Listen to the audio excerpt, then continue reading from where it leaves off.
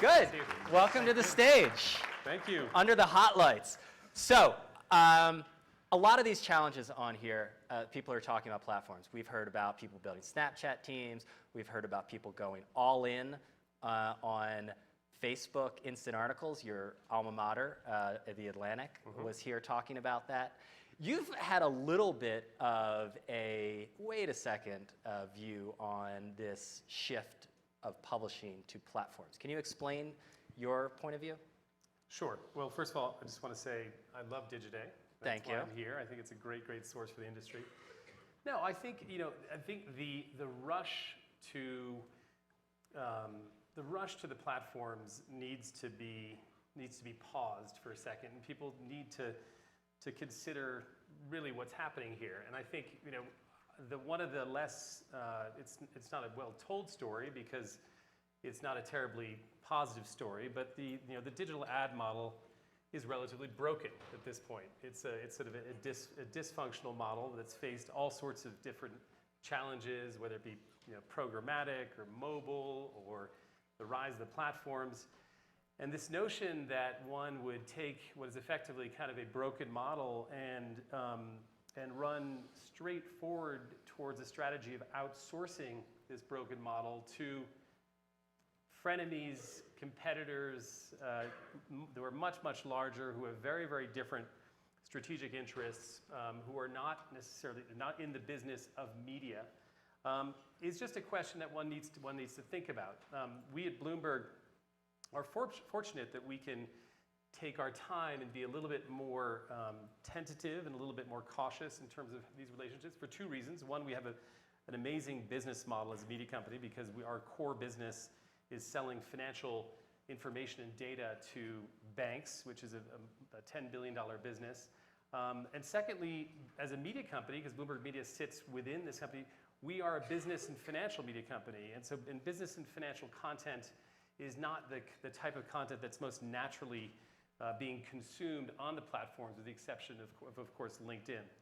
So I think it's less a sort of a sense that this is a doomsday scenario and more just a call for caution and a call for really sensible, data-driven and logic-based kind of analysis of where is this going to lead. Like, I've never truly understood how a fully distributed business model where your owned and operated sort of traffic or customers is this tiny little minority of your overall business, and in the case of some businesses, 90%, 75%, 50%, whatever it may be, is living on these other platforms.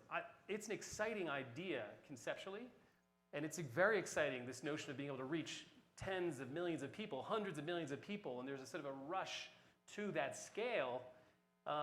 But what is the business model at the end of this rush? What is the actual, what are the dollars and cents, the revenues, the costs, the profits, what is the real business that ultimately results from this? And I don't think enough people are really thinking about that. And I think the rush to scale is frankly being driven by other forces other than the forces of building good businesses. I think it's driven by forces tied to valuation, tied to the venture capital industry, tied to all the people fanning the flames of scale. But we're already seeing, as we've seen, in the last couple of weeks, we're seeing the cracks on the walls of this model. And I think there'll be, when the tide goes out, it's going to be a very interesting situation. So should publishers trust Facebook? Listen, Facebook and the platforms are amazing innovations. So they are some of the greatest companies that this country's ever built, the world has ever seen. So the talent and the speed with which they're evolving their products and the intelligence they're bringing to data and to advertising. I oftentimes say one of the reasons that media is suffering at the hands of the platforms is that the platforms are doing media better than media does media. They're creating better mobile experiences, they're creating better advertising products and solutions for advertisers. So the question is, do you outsource your whole media model to these companies that are doing it better? And why are they doing it better? Well, they're doing it better because they have thousands of engineers who are focused on these problems. They're doing it better because they have billions of dollars of cash flow that they're reinvesting into understanding the way that consumers are engaging.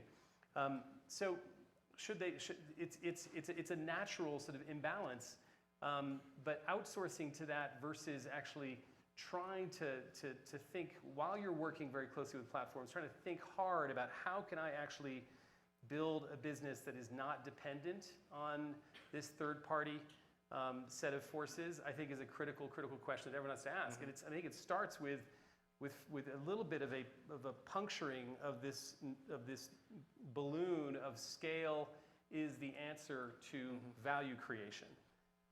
That was the demise of the magazine industry when in the 90s magazines pumped up their circulations with all sorts of passive, indirect subscriptions and agents and dentist offices, et cetera. And of course, that ended up being one of the great so is there this, I mean, because I sometimes compare digital media now, particularly with these gigantic audience numbers, to sort of baseball in the late 90s when, Brady Anderson was putting up 50 home runs and everyone remembered him being 170 pounds. And the PEDs now are sort of the platforms and the various audience development tricks. And I think the cause of it is a lot of this chasing valuation and scale for scale's sake. I mean, do you see that there's this kind of subprime aspect developing in publishing? Yes, I mean, look at the recent announcements. Look at Vice's ComScore numbers last week. I mean, these are material shifts. I think you're going to be seeing a lot more of this. Using the metaphor of the tide going out, sort of once these good times are past us and we're facing economic difficulties ahead as well, I think there'll be a lot of stories that will surface. A lot of companies whose valuations have been based on this, somewhat fantastical idea of scale leads to monetization, leads to more scale. So I think it's a significant problem, and I think that the companies that are, the companies that are built to last in the long run are the companies that have really focused hard on diversifying their revenue streams. This is not a new idea, but the companies like Thrillist that's now 50% e-commerce, or companies like Politico, which has built Politico Pro, which is now half their revenue. Or companies like The Atlantic, where I used to be, or Quartz, which are a third of their revenue is on events businesses. I mean, these are the companies with these diversified revenue streams that are still obsessing over establishing a really powerful direct relationship with their consumer, and not obsessing over the outsourcing of that relationship from a content perspective and from an advertising monetization perspective. I think you'll see a fork in the road where the companies that did the former will do very well, and the companies that did the latter, with the exception of a few that really hit it out of the park, that are the big scale companies that have hundreds and hundreds of millions, and they will become the broadcast networks of the future. So there's only like a couple of BuzzFeeds basically out there. I mean, because they have escape velocity. If that, yeah. I think if that. I mean, I think it's. I think you can make a very large scale model work. You can imagine a multi-hundreds of millions of unique visitor digital model working on a completely outsourced advertising monetization model with the platforms at very small CPMs, buttressed by a cost structure at the publisher side that's extremely aggressive and low cost. You could see that generating a business, but I don't think there'll be many of those. So if you were a publisher that was relying on Facebook for 75% of your traffic, would that concern you? Yes, I would. I'd be very concerned about that. And I think the other thing to when you think about Facebook and the platforms is, not all publishers are alike in terms of their relationship with platforms. If you looked at the top 20 publishers on Facebook in the month of February, I believe, the top 20 are all general interest brands. It's the general interest, general entertainment, Really, it's the same type of newspaper companies, the same type of content that's produced by newspaper companies that cannot convert to paid content that we're seeing across the country as well. But what you're not seeing in the high ranks of Facebook platform relationships is our content companies that have specialist focus, that have more of a focus on a specific target segment, that are enthusiast publications. You know, I was joking with the founder of Digiday, your colleague, you know, that how much time does Digiday spend worrying about Facebook? Probably not a lot. You know, I'm also a founder of a company called Bloomberg Media, which has a number of vertical, narrow niche businesses. We don't talk much about Facebook. We talk about really boring things, as you said, like email and webinars, and you know, driving that reader value in some shape or form. So, the future of profitable media, in my view, is like a Fabergé egg. You know, it's going to be creating these beautiful, extremely bespoke, focused communities. Now, some of them can be big. You know, you can get maybe the business audience. For instance, what we're doing with Bloomberg is a large global business audience, but it's not hundreds of millions of people. We reach, you know, across all our platforms, 60 million people around the world. So that's niche relative to what BuzzFeed wants. That's niche relative to what Vox Media is going after. But we're creating a Fabergé egg of a model, which is, you know, really premium content that's really original. The content is not skewed by this addiction to the platforms. I mean, I think one of the biggest problems we're seeing is the commoditization and the duplication of content, because everyone is completely changing their content creation methods, their headline creation, their distribution, all around trying to appeal to these platforms to get this drug that they've been hooked on. You know, that is a very, very dangerous thing, not just for businesses, but also for our journalism and our democracy. So I think I believe the future of profitable media is going to be in these much more targeted, much more niche, much more contained, segment-focused media plays. And I'd say to all those people who are chasing scale, you know, think hard about it, because I think that game is a really, really tough game, and try to think more about how you can identify niches or segments within your existing scale play. Maybe break it down, create a couple of brands within it, and focus on diversified revenues. So how do you not get pulled in that direction, though? Because what's interesting to me is not everyone, but many people are writing for Facebook and creating content for Facebook. It's very clear, and everyone has the same dashboards that tells you what's spiking on Facebook, and then you create the same thing. I mean, there's a reason that everyone wrote about Microsoft's racist AI bot.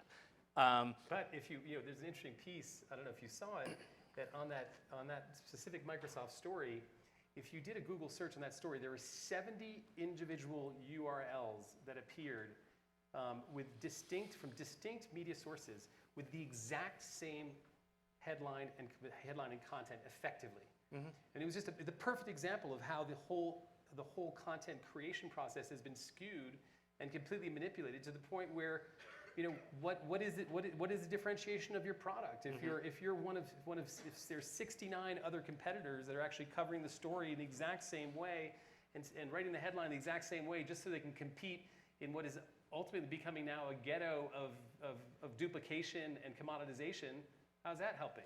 So you're focused on the business audience at Bloomberg, right? Business and financial, yeah. So how in looking at something, say like a Business Insider that came, you know, basically just exploded in growth, amazing growth.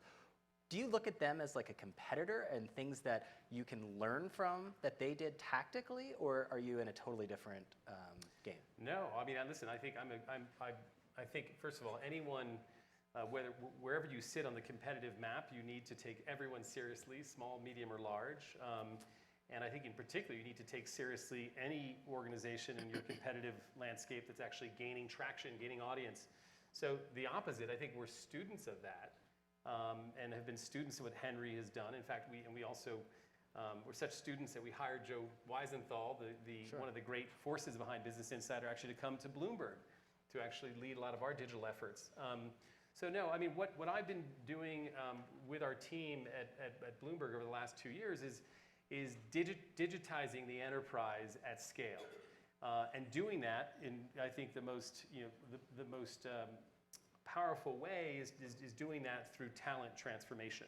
So I think there was a time when digital media was dominated by startups, and native digital talent wanted to be in those startup environments. I think with the bloom coming off the rose on a lot of these models, and with the increased the breakdown of the ad model and the increased dominance of the platforms, we're finding that if you can create highly entrepreneurial, fast-moving, nimble cultures and environments, which Bloomberg fortunately is because it's a privately held company, you actually can compete really effectively for some of the best native digital talent.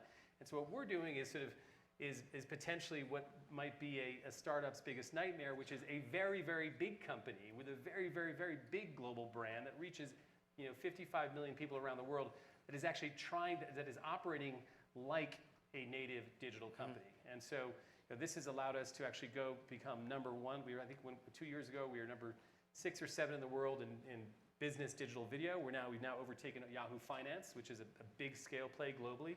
We have 21 million people a month watching video across all our digital platforms.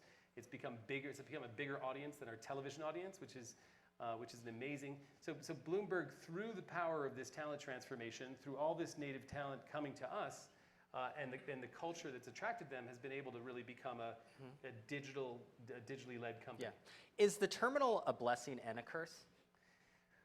Well, I mean, I'd take it, but for a media company operating in the sort of the extremely murky and dangerous waters that media is necessarily living in, the benefits of being a media company that works, that is tied to such a powerful and differentiated business are tremendous.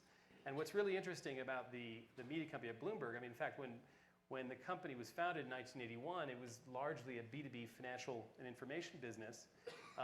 And Mike Bloomberg, I think it was 1987, this may be one of the first examples of content marketing ever. I don't know, people sometimes say, well, who was the first content marketer? Was it Red Bull in 1997 when they launched People a are going back magazine? to biblical times now. Exactly.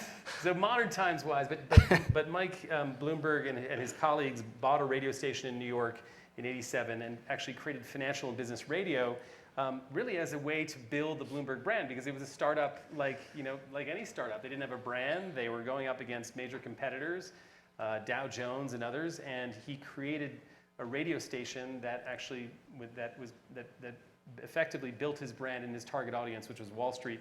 And from that small little experiment, we're now the world's leading and largest global multi-platform business media company. But the terminal comes first.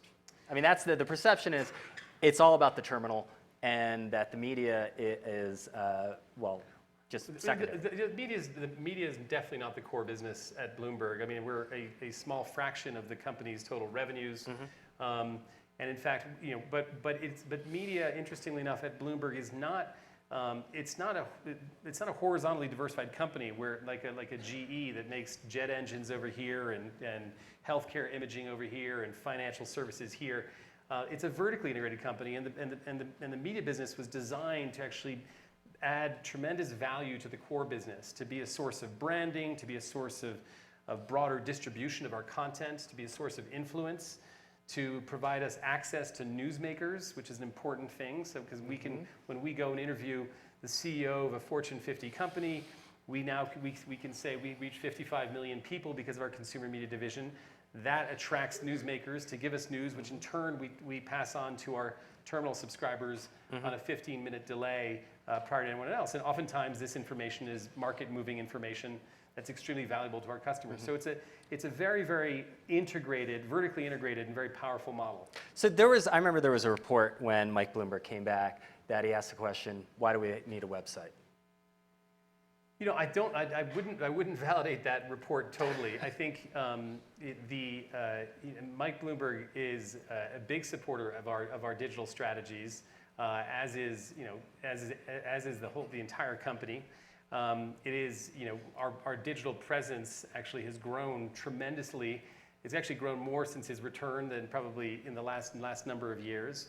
And again, our website is our largest source of branding and influence to the world. And as I said, it reached in the U.S. It's 27 million on ComScore. It just overtook the Wall Street Journal.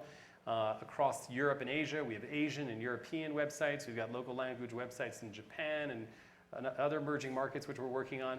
So it is necessarily one of our most important media assets that to build our brand and to extend our influence around the world. So it's a very big business, but at the same time, you're taking a vertical approach. I mean, you started Bloomberg Politics. I think there's a technology vertical coming soon. Coming soon, yes.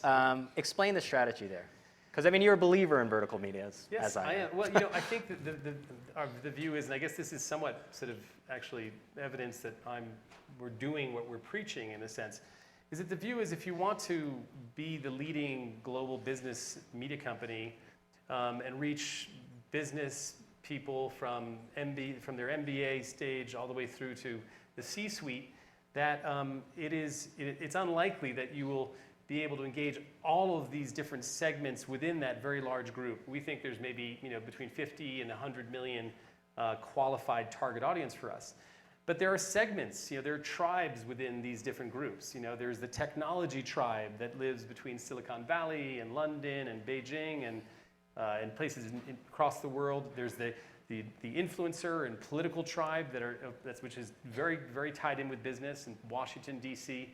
And so our view was that rather than actually using one monolithic brand to actually reach all of them, that we'd be able to develop deeper relationships, deeper direct relationships with these different segments of the global business audience with specific brands that spoke to them. And so we created a Bloomberg Markets brand for global finance. We created a Bloomberg Politics brand for global politics.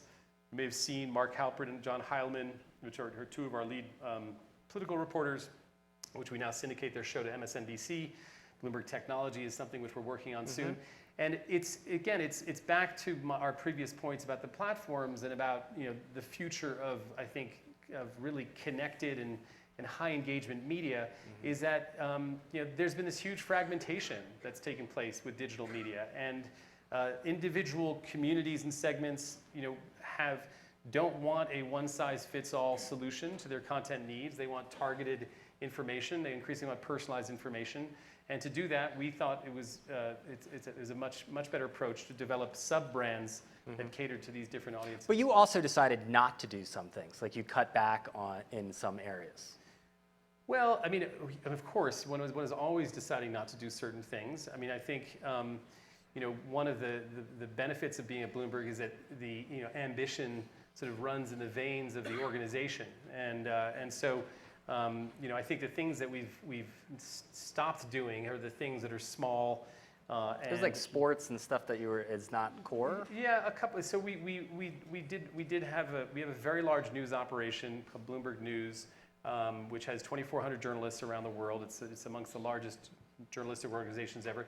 And yes, there were pockets that were doing culture and sports and so on, which we decided was not core to the business and financial offering. But within business and finance, there is tech, there is politics, there is power, there is government, there is finance, there is business.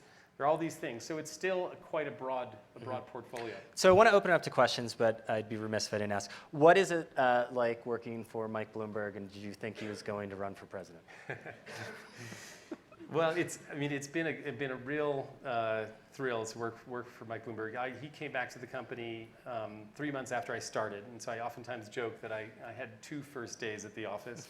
But I think the greatest thing that he brings of many things is he is a pure entrepreneur. He is, I think, on his first couple of days back. I mean, he came back to his company and just wanted things to move faster. He wanted less bureaucracy. He wanted more speed. He wanted more experimentation. He wanted more action. He's a true entrepreneur, and I think a company with 18,000 employees and 10 billion in revenues, to have a leader that actually is so purely representative of entrepreneurial spirit and spark and energy is hugely valuable, and is especially hugely valuable for the media business, which needs to attract people like that too, and which needs to move at that type of speed and that type of cadence. So it's been great. Did you think he was going to run? On some days I did, and some days I didn't. But Okay. ultimately I knew he was a very data-driven guy, and I think he made the right decision. He ran the numbers. Okay, I want to open up to questions. We have a couple microphones. If you could wait for them, that would be great.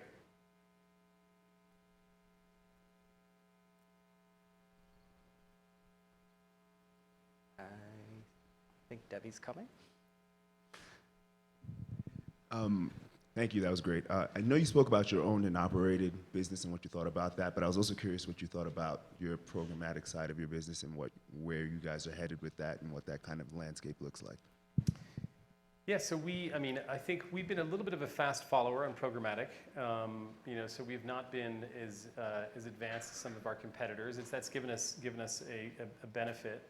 I think that our philosophy is that everything that will be digitized, everything that can be digitized and made programmatic will be made programmatic. So we start from that perspective. I think there's not a sense, that I think we give ourselves over to the trend and to the inexorable force of the digitization of the advertising business. And so, I think like some other premium publishers, what we're building is a model where the sales force and the marketing operation is increasingly focused on the ideation, focused on the the custom programs, the custom initiatives. We have a very multi-platform media company, and so one of our kind of greatest differentiators is the fact that we work across television, radio, print, magazines, and so on. And the value of our sales force and our marketing force is going to be in the creative activation of these different channels, linkages between them, and how that can relate to our advertising partners' message, brand, initiative, goals, campaign, and allow the actual execution and the operational sort of implementation of that to happen digitally, to happen programmatically. And so it's a there was a time when people thought, oh, is this going to replace ad sales? Is this going to? I think what we're seeing is it's just fine tuning the actual capabilities and skills that are needed in the sales and marketing area. And it actually, which we're in one major trend is the salespeople need to become much more creative, much more agency-like in their behaviors, and I think you're seeing a big talent change there as a lot of the operational stuff gets digitized. Okay. This one in the back.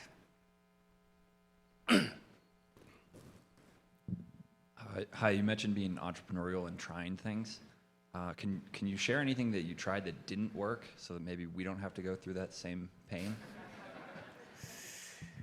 What about Bloomberg Business? Well, yes, there we go. This is very fresh. Well, yeah, I'll give you that. I think I won't go so far as to say it didn't work, but we made it. We took a risk a year ago on because Bloomberg historically has really symbolized finance, given our heritage and our core business. But with the acquisition of Business Week and with the relaunch of our site last year, we wanted our web property to be our one of our broadest properties in terms of audience focus. And so we had some internal concerns that the Bloomberg brand would be a little bit limiting, would sound too much like a finance brand. And so we added the qualifier business to Bloomberg Business a year ago. And we didn't change the URL from Bloomberg.com. And we actually, but we changed. We purchased the Twitter handle for a very low price. People thought it was a high price of @business, and we launched this new parent brand, Bloomberg Business. As you may have seen, those of you who follow us or follow business media, we actually just removed took the business off and went back to the parent brand Bloomberg just 2 days ago. And it was it was not so much a mistake as it was a realization that as we evolved our product, the product itself was so clearly a general business product, we built these big verticals in politics and technology and markets and luxury that we felt like it ultimately was redundant. And so, while one could certainly say, if one was a critic from the outside, oh, you changed your brand in a year, and you were shifting strategies too quickly. From our perspective, we tried it out. We thought it'd be an accelerant to the perception that Bloomberg is a business brand. And then we realized a year later that that accelerant wasn't as necessary given the strength of the product itself. Okay. Justin, thank you so much. Thank you. Appreciate it. Thank you. Pleasure. Okay.